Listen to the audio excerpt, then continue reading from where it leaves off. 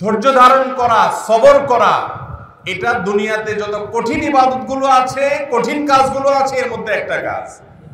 ভাইরা আমার, নবী করিম সাল্লাল্লাহু আলাইহি ওয়াসাল্লাম একবার সাহাবীদেরকে নিয়ে কোথাও যাচ্ছিলেন। কোন এক জায়গায় দেখা গেল জটলা পাকায় গেছে মানুষের।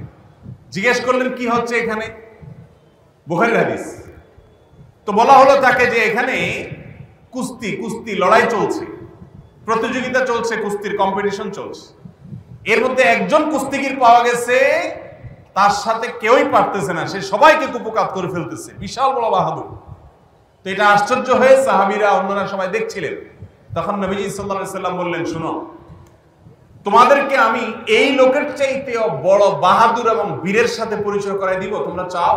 বলি, ইয়া রাসূলুল্লাহ, অবশ্যই দেখতে চাই। এর চাইতে বড় বাহাদুর কে, যে এই লোকের চাইতেও আর বাহাদুরি তার মধ্যে আছে? তখন নবীজি সাল্লাল্লাহু আলাইহি ওয়াসাল্লাম বলেছেন, শুনো, সকল পহলওয়ানদেরকে, বাহাদুরদেরকে, শক্তিশালী মাসলালা মানুষগুলোকে কুপকাত করে ফেলে বীরত্ব জাহির করা, এটা যত কঠিন, এর চাইতে বড় বীর হলো ওই লোক যেই লোক রাগের সময় নিজেকে নিয়ন্ত্রণ করে ধরে রাখতে পারে, রাগের চোটে যা খুশি তা বলে না, নিজেকে আটকায় রাখতে পারে।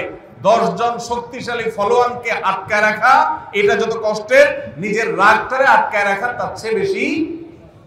ভাইরা আমার, অনেক লোক দেখবেন সব ভালো, সব ঠিক আছে, শুধু চান্দিটা একটু তাড়াতাড়ি গরম হয়ে যায়, আছে না নাই? ভাইরা আমার, আমরা মুসলমানরা অনেকে জানিও না, অনিয়ন্ত্রিত রাগ এটা সওয়াবের কারণ নয়, গুনাহের কারণ।